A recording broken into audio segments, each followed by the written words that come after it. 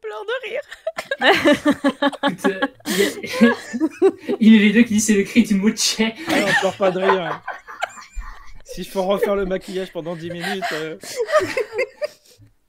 Oh, j'ai les larmes qui coulent et tout. Je pense que c'est parce que je suis aussi très C'est la fatigue. On va y arriver. Donc, il y a beaucoup de sorties, parce qu'en fait, il n'y a pas que cette semaine, nous avons évidemment la semaine dernière, parce qu'on n'est pas des bâtards avec les maisons d'édition, on va tout vous faire rapidement. Donc, le 3 novembre, vous aviez Asuka avec évidemment Junjo Romantica, le tome 25, Asuka qui est affilié bien évidemment à Kazé du côté de chez Doki Doki, The Rising of the Shield Hero, vraiment à l'honneur avec le tome 18 qui sort, et surtout plein de coffrets. Adore. D'accord, pardon, j'avais pas compris la blague, j'ai mis du temps. C'est dans les replays, il peut rien dire. C'est ça, exactement. Adore. The Rising of the Shield Hero, donc qui proposera, enfin Doki Doki, pardon, qui proposera plein de coffrets, enfin qui propose du coup depuis le 3 novembre plein de coffrets, retraçant l'intégralité quasiment de tout ce qui est sorti à raison de 2 volumes par petit coffret. Et il y en a tout plein. Vous avez aussi la réédition du coup là des 2 coffrets de Kennen qui étaient déjà disponibles, il me semble, l'année dernière, mais c'est la bonne période évidemment puisque Noël arrive à grands pas et c'est un très beau titre. Dit la meuf qui l'a pas lu, mais je sais que c'est très beau. Kazé ensuite évidemment avec Beyblade Burst numéro 18, Aohashi qui continue avec son nouveau tome qui c'est pas le 5, il est où le numéro 5 dans ce truc, je le vois pas. Il me semble que c'est le 5. Personne me confirme que c'est le 5, super.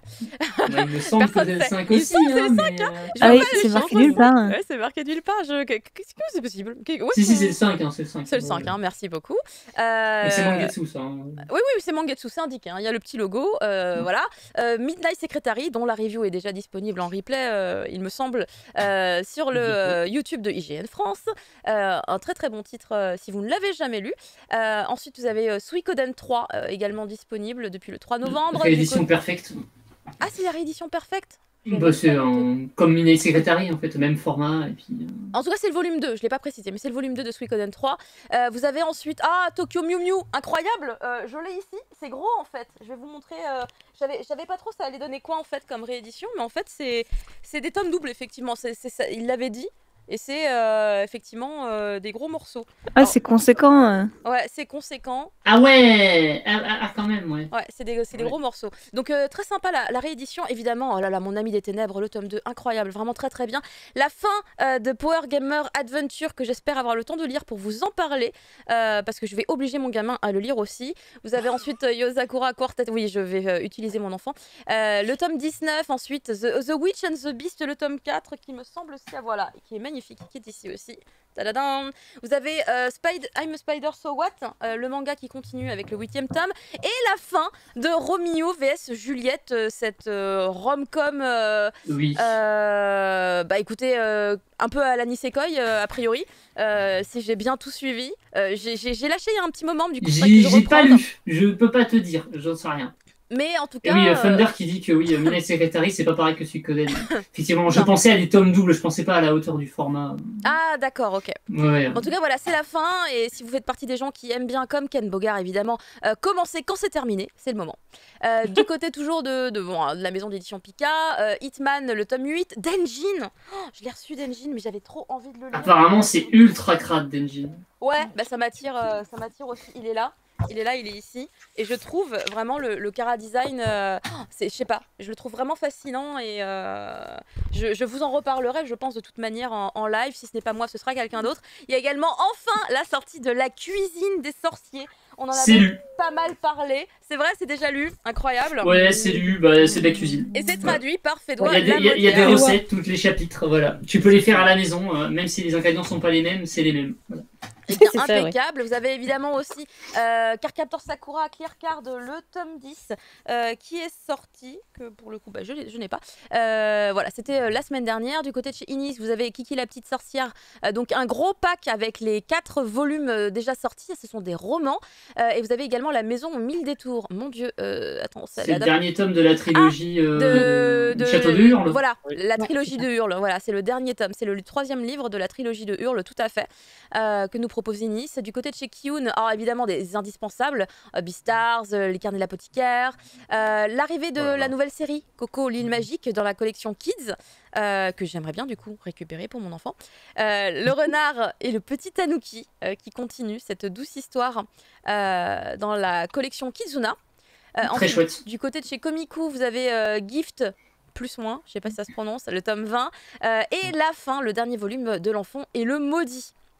Du côté de chez Mana Books, vous avez Siren Rebirth avec le 4e tome, donc voilà, plutôt sanglant. Persona 4, le tome 5, ah, c'est série avec des chiffres à l'intérieur de la série, c'est perturbant.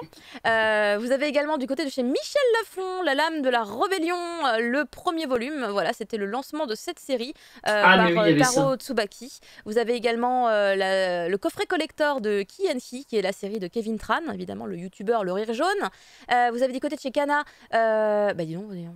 J'ai reçu ça ou pas? Je me pose des questions tout le temps, c'est terrible. C'est le moment où je réalise la continuation de 100 Bucket List of the Dead. Avec Bucket List of the Dead, c'est trop bien. C'est bien, mais c'est super court quand même. Hein. C'est un peu trop. C'est un peu. Voilà. C'est léger. Hein, ça se lit bien vite, quoi. Ouais, très vite. Vous avez mais très chouette. Le 99e volume de Détective Conan aussi qui est sorti. Il y a eu des petits hurlements. Et très bientôt, évidemment, le tome 100. Hein, le tome 1, événement marquant pour cette série et pour Kana aussi.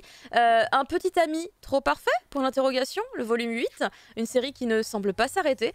Vous avez le coffret de Samurai 8 également qui s'est retrouvé en vente depuis le 5 novembre. Vous avez le tome 11 de Time Shadows. On vous rappelle qu'il y a l'animé qui a été annoncé sur Disney Plus pour 2022. Voilà, c'est les petits rappels. Vous avez aussi, oh là là, vraiment indispensable, Zozo Zombie, le volume 7. Vraiment, c'est très très bien Zozo Zombie si vous avez des enfants. En fait, voilà, c'est une révolution. Faites tous lire à vos gamins Zozo Zombie, c'est vraiment super.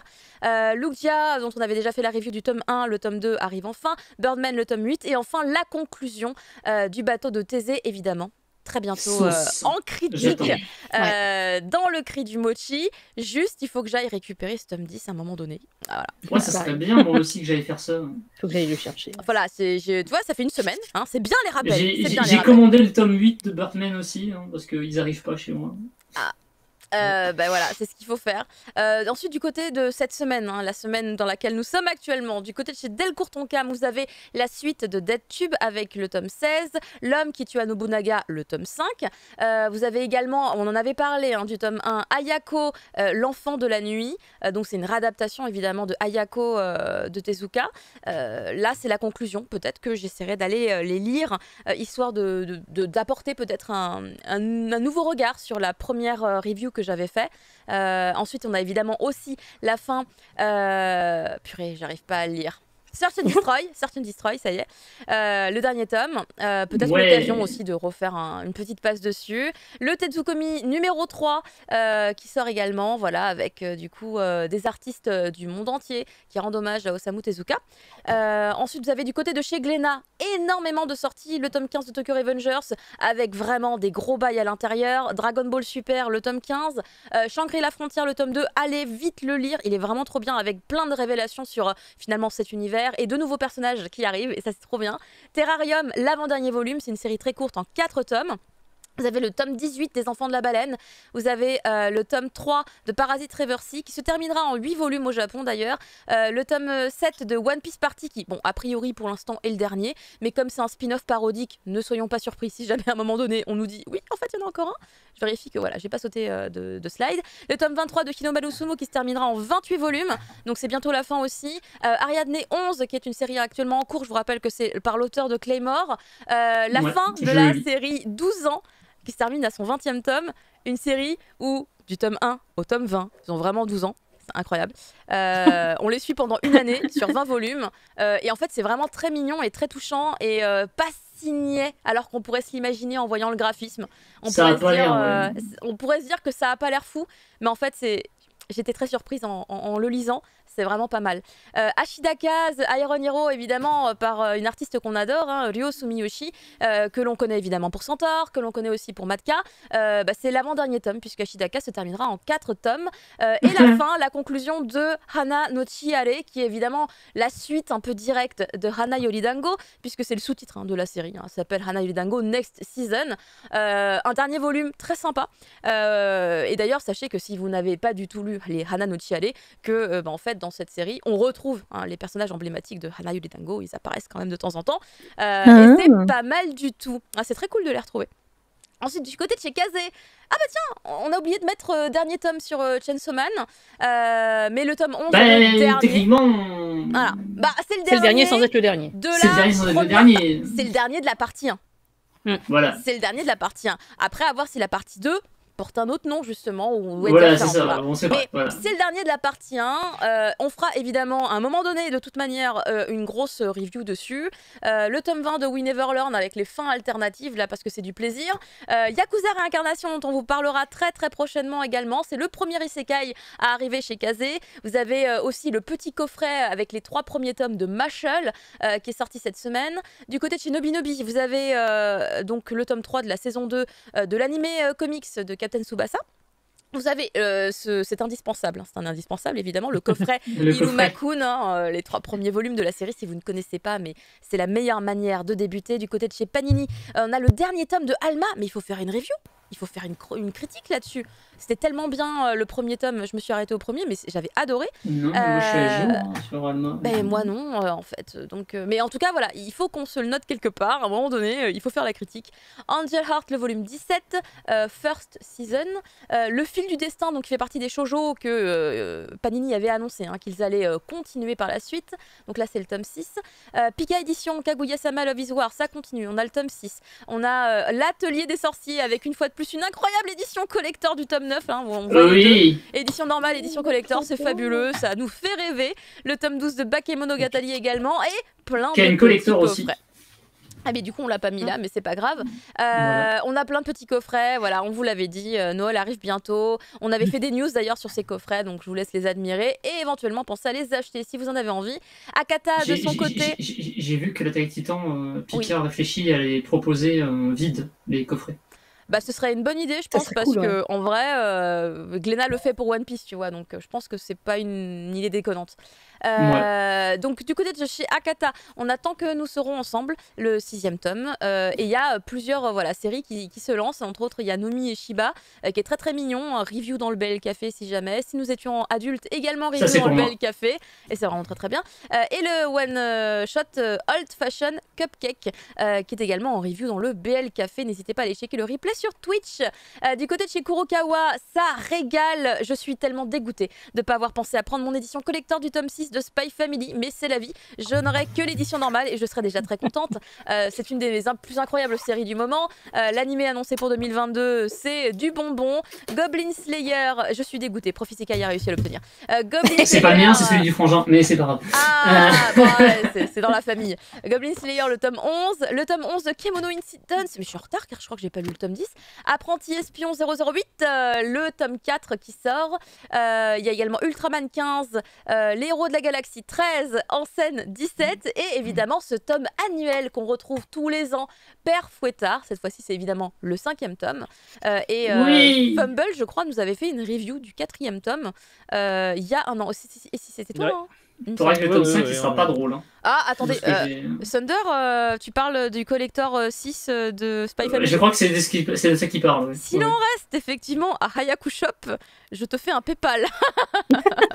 Du côté de chez Isan Manga, vous avez la sortie oh là là, attends, on en avait parlé pendant l'émission, que ça me revienne. Le titre complet, oui, c'est Boichi Terasawa, aux frontières de l'imagination, qu'on avait donc déjà un petit peu exploité hein, dans le contenu. Ah, Thunder qui va voir ça, il est très gentil. Donc voilà, la sortie c'est maintenant, le 12 novembre. N'hésitez pas à aller du coup jeter un coup d'œil en librairie, puisque vraiment c'est aujourd'hui le 12 novembre, avant qu'il n'y en ait plus, parce que je suis pas tout à fait sûre que ce soit illimité. J'ai un petit doute. Vous avez ensuite évidemment la sortie de chez Iwa... Juste Iwa, j'allais dire Iwa-san Manga, j'ai inventé des trucs. C'est juste Iwa. Ah là. Je réinvente. C'est plus Shiba Edition Attends, c'est plus comment ça s'appelle Shibuya machin là, Ah non, mais alors, il y a Shibuya Michel Lafon et il y a Iwa. C'est deux trucs différents. Même s'il y a un tout petit peu les mêmes gens derrière, mais un tout petit peu. Hein, parce qu'en fait, Shibuya Michel Lafon, t'imagines, il y a Michel Lafon et Shibuya. Là, c'est que Shibuya. Et donc, voilà. D'accord, ok. Le tome 5, ici présent, où en fait, le mec, il a glow up de ouf. En fait, c'est hallucinant. Tu regardes le tome 1, tu regardes le tome 5, tu fais oh, attendez. Est-ce qu'on est face à la même personne? Oui, non. C'est le 5e volume? Ouais, déjà le 5e volume. Oh bordel. On avait parlé du 4 hein, il y a quelques mois déjà. Ensuite, du côté de Tu vois, chez c'est pas une boîte de Kana, Monaco. Bah si, ils sont bien. si, bien sûr, c'est Si, à si, Monaco. c'est la mafia monégasque. C'est la whisky mafia compagnie. monégasque. Mais en tout cas, effectivement, d'ailleurs, j'en profite, hein, vu qu'on est tout le temps en train de parler des traducteurs aussi, hein, on leur fait un petit coucou. C'est traduit par Noëlla Fuji. Alors, peut-être qu'elle s'appelle plus Fuji. Attends, c'est quoi le nom qu'ils lui ont donné à l'arrière? Ah mon dieu, où est le colophon? Où est le colophon? Je ne le trouve plus. Où sont les crédits? Parce que du coup, il y a des parties d'échecs à la place. C'est honteux. Non, ce n'est pas honteux, c'est juste que... Ah, c'est là. Bon, Noëlla Bonnier-Fuji, voilà, il y a tous les noms, qui a fait un très très bon travail, évidemment aussi sur Blitz, des bisous. Du côté de chez Kana, c'est en général par cette maison d'édition qu'on conclut, puisque ça sort le 12, enfin le vendredi dans la semaine. Otaku, le tome 10, très bientôt la fin, puisque la fin c'est le 11e. Shai qui continue, on a également Yawara qui continue, hein, 2 fois le tome 6 ici. Jardin secret avec le 9e tome, c'est tellement mignon avec ses petites fleurs et tout là, c'est trop cute. Vous avez Atom the Beginning avec le tome 11, pour les gens qui, voilà, Astro, le petit robot. Mais c'est pas tout à fait la même version, hein, c'est pas tout à fait la même version. Vous avez aussi Je ne suis pas née dans le bon corps, qui est un incroyable one-shot de cette nouvelle collection de chez Ototo qui s'appelle Mu. On en parlera très bientôt dans le Crédit Mochi, ça c'est certain. Vous avez aussi un petit coffret pour Made in Abyss avec les 5 premiers volumes. Et il y a quand même du Vega Dupuis aussi cette semaine, dis donc. Je pensais que c'était que sur la première semaine du mois. Mais soit, vous avez également The Secret of Magical Stones, le tome 2, pour continuer un petit peu dans les petites pierres magiques là. Le tome 5 de Kamuya Ride, qui je pense voilà, a fait hurler ce petit prof isekai de bonheur. The Red Rat in Hollywood, le tome 7. Et c'était enfin la fin des sorties manga de la semaine et de la semaine passée. Attention que je me plante pas de bouton s'il vous plaît, faites que ce soit le bon. Le Mochi critique. Et c'était parfait. On va débuter le Mochi critique.